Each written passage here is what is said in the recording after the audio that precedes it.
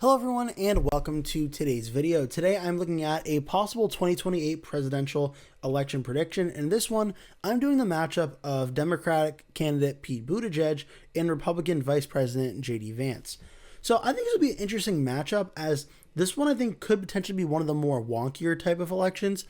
Buttigieg is a Democratic candidate that I think, being from the state of Indiana, being the former mayor of Fort Bend, he's someone that I think would probably do better in the Midwestern Rust Belt states than, say, some of the other early leaders like Kamala Harris or Gavin Newsom. Him being from the state of Indiana, I think would give him a certain bit of a leg up in those type of states.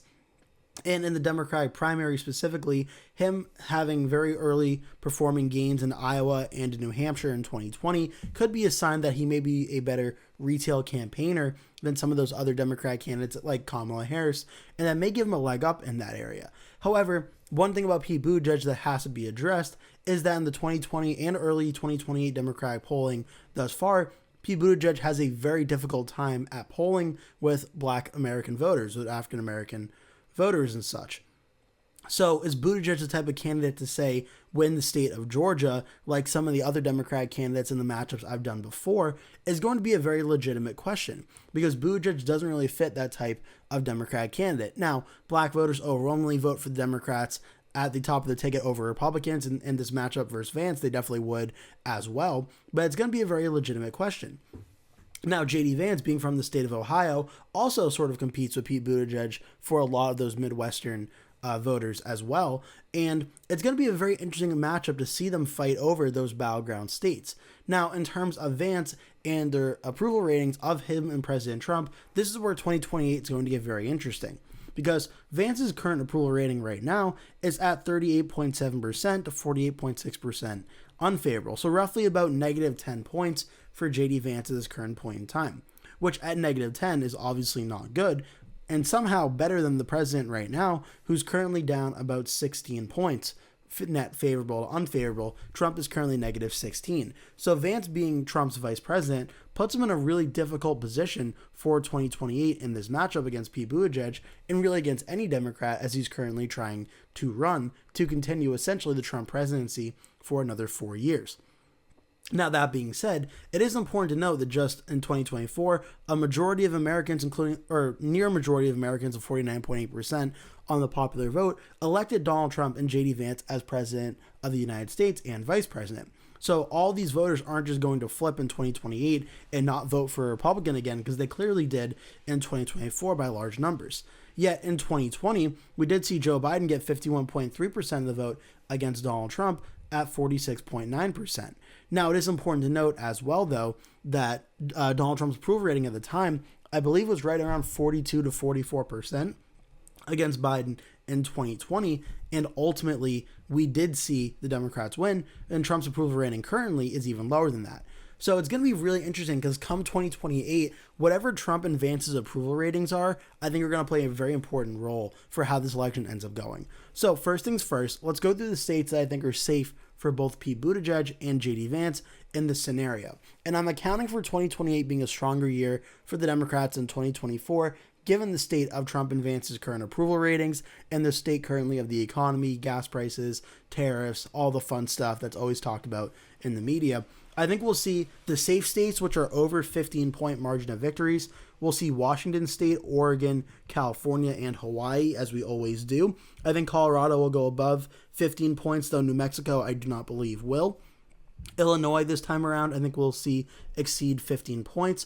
I think we'll see Washington, D.C. obviously exceed 15 points. Maryland as well. Virginia is sort of like New Mexico, right around that line of being over 15, but I think goes narrowly under that. Delaware will be safe. New Jersey will not be. Connecticut will, though. Vermont will. I think we'll see New York go back to being a safe Democratic state in this matchup. Rhode Island and Massachusetts will as well, and Maine's 1st Congressional District will. So I think sort of like the bare minimum for the Democrats in terms of the safe states gets Pete Buttigieg out to about 177 electoral votes. Now we can look at the states that I think are going to be safe no matter what for JD Vance. Again, these are states I think are going to be more than 15% for Vance for sure. Utah, Wyoming, and Idaho, I think will start out as safe. Montana is kind of a sleeper. I think might actually fall under 15 points in this matchup and be likely. So I'm going to leave Montana off for now. North and South Dakota, I think that would both go safe for JD Vance.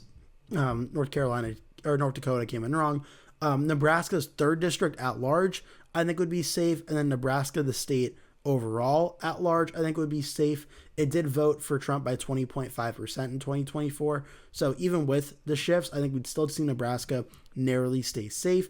Montana is similar, but it voted for Trump by 19.9. So it's right around the similar margin to Nebraska. And I think we're talking about a difference of half a percentage point.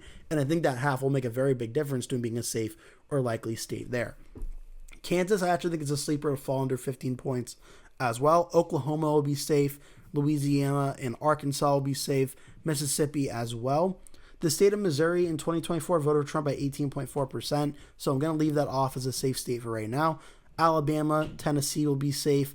Kentucky and West Virginia will be safe. The state of Indiana is going to be interesting because it voted for Trump by roughly about 19 points. And with Buttigieg at the top of the ticket, we may see a little bit of a closer resurgence where it falls under 15. So with all the safe states for sure in the Republican side and the Democratic side, Republicans are only at 81, but Buttigieg is at 177. Now the good news for the Republicans here, a lot of the states that I left off from being safe Republican states are still going to be Republican by a very solid amount. But since we did Democrats first, we'll go through the Democratic likely states now.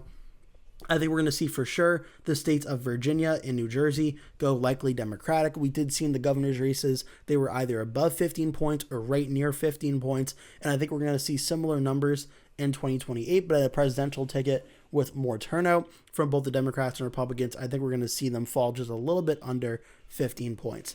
But Virginia and New Jersey go solid for the Democrats.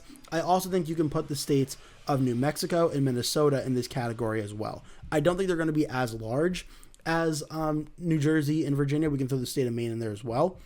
But I think right around 10-point margin of victories in New Mexico, Minnesota, I think are certainly possible. Given the current state of the approval ratings of Trump and Vance, I think Minnesota and New Mexico be right around a 5-point margin. Now, one area that was right around 5 points, a little bit under in 2024, that I think in 2028 would be right around a 8-point margin, would be Nebraska's 2nd congressional district, which voted for Harris over Trump by 4.7. For Biden versus Trump, it went blue by 6.6. I think we'd see it be right around an 8-point margin in this matchup of Buttigieg versus Vance. So let's put Buttigieg up to 222. And that's about it for definite likely Buttigieg states. Now for Vance, there's going to be a lot of states that I think are likely, which are in between 15 and 5%. I think Montana falls just a bit under that 15-point margin. I think we see something similar in Kansas and in Indiana and Missouri as well as the states of South Carolina, which falls just a bit under 15 points. Now, 2 states that I think are going to be likely for the Republicans, but are going to kind of be wild cards in terms of how likely they're going to be, are the states of Florida and Texas. These are states that Donald Trump won in 2024 by considerable amounts, 13.7% in 2024, 13.1 in 2024 in Florida. In 2020, Texas was only 5.6 and Florida was only 3.4. The swing back on this one could be interesting. I don't know how far they're going to swing back, but I think at the bare minimum, we're going to see Texas and Florida exceed 5 points for JD Vance, the Republican, and they would be added into the Republican category, getting Vance up to 191. We do have 3 more states that I think also fall under the likely category, as well as the 1st congressional district in Nebraska and the 2nd congressional district in Maine. I think would still vote likely for JD Vance. These states are Iowa, Ohio, and Alaska. Now, these are very common states if you're following the 2026 Senate map of 3 very competitive Senate races are up here, and the Democrats are polling better than expected in all 3 of them. Do they ultimately go for the Democrats? We'll have to wait and see how that all goes, but I think we're going to see at very least them be a little bit more competitive in 2028. They voted for Trump by 13 points in Alaska, or 13 points for Trump in Iowa, and 11.2% in 2024 for Ohio. As for 2028, I do think we're going to see a little bit of movement in Buttigieg's direction in these states and sort of softening these Republican wins, possibly all 3 of them falling under 10% for the Republican wins. But I do think Alaska, Iowa, and Ohio do stay red, but I do think they fall under 10 points, like they were above 10 points in 2024. I think we see them fall under 10 for 2028. So this is Buttigieg at 222, Vance at 219. The next state that I would put as likely is the state of New Hampshire, where Pete Buttigieg, as I mentioned, started out doing very strong in the Democratic primary in 2020. Given this election environment, where Trump in 2024 lost the state to Kamala Harris by 2.8%, Joe Biden won it in 2020 by 7.4%, I think in this matchup, given Buttigieg's campaigning ability and early presence in that state, we'd see Buttigieg win New Hampshire, I think, by a minimum of 5 points, if not even up into the 7-point range that Biden won it over Trump by in 2020. That puts Buttigieg at 226. Now the election really starts to take off with the early battleground states. And we have to talk firstly about the Rust Belt states, Wisconsin, Michigan, and Pennsylvania. Now these states were incredibly close in 2024. Wisconsin voted for Trump by 0.86%. Michigan voted for Trump by 1.4%. Pennsylvania voted for Trump by 1.7%. Now, in 2020, Wisconsin voted for Biden by 0.63, Michigan voted for Biden by 2.8, and Pennsylvania voted for Biden by 1.2. The state of the economy and the state of gas prices and everything, I think, are going to play a very important role for 2028 for Buttigieg versus Vance. They both try to appeal to these voters of these Midwestern states. I think the results are going to be super, super close, and I think there are going to be a lot of independent voters that switch back to the Democrats and vote for Buttigieg that voted for Trump in 2024 because of the economy, because of gas prices, and because of tariffs. But I think there are also going to be a lot of voters that now vote Republican for Trump in 16, 20, and 2024 in these states that aren't going to budge that much. So with that said, despite these being very close, I am still going to give Wisconsin as tilt for Pete Buttigieg, as despite the fact that Wisconsin votes pretty reliably blue when it comes to when they do win at like the Senate elections or the governor elections. At the presidential, it doesn't seem to shift too much. So Wisconsin, I'm going to leave as tilt for the Democrats. Michigan, I'm going to give to the Democrat Pete Buttigieg very narrowly in terms of lean Democrat. And Pennsylvania, I'm also going to give to Pete Buttigieg in a tilt Democratic margin, putting Buttigieg at 270 electoral votes exactly, giving him the bare minimum to become the next president of the United States. But I don't think JD Vance is going to get completely mopped on this map either, though. I do think JD Vance is going to win the state of North Carolina, but I think he's going to win it by a very close margin of under 1 point. I think Buttigieg is going to do better than Kamala Harris in a lot of suburban areas in this election matchup. Again, the election environment could be a very important part of that as well, but I think we're going to see Vance nearly hold on and carry the state of North Carolina. Georgia is going to be interesting because I think Pete Buttigieg will do well in a lot of the suburban areas that are the more whiter populations, but in inner city Atlanta and the surrounding counties, I don't think we're going to see Buttigieg do as well as, say, Kamala Harris did in 2024 or Joe Biden in 2020. I think it's enough for JD Vance to narrowly hold on and carry the state of Georgia. So those two states in the southeastern part of the country, I do still think JD Vance ends up winning those and holds them for the Republicans. Now, out west in Nevada and Arizona, it's going to be a lot very, very interesting as well. Nevada swung towards Donald Trump winning it by 3.1% in 2024. Trump won Arizona by 5.5% in 2024. Now, in 2020, Joe Biden won both of these states. Biden won Nevada by 2.4 and Arizona by 0.31. I think both of these states are going to be incredibly, incredibly close. A large reason Trump won Nevada was the swings in Clark County, Harris only winning it by 2.6. Now in 2020, Biden won it by 9.4. I think we're going to see a margin in Clark County sort of in between the 2020 and 2024 margins here of Buttigieg versus Vance, which is going to be just enough for Nevada to go statewide for Pete Buttigieg by under 1 point when everything is said and done. And Clark County's margins are going to be a very important reason why.